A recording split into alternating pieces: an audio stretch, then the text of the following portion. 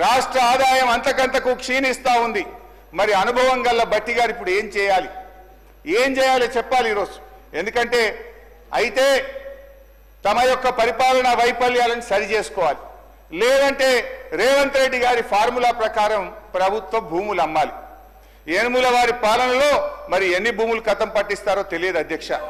ఎందుకంటే అధ్యక్ష, గచ్చిబౌలిలో 400 ఎకరాలను వేలం చేయడం ద్వారా 30,000 కోట్లు రాబట్టాలని నిర్ణయించారు. ఇప్పటికే టీజీఏసీ భూములు తాకట్టు పెట్టి 10,000 కోట్ల రూపాయలు అప్పు తెచ్చారు.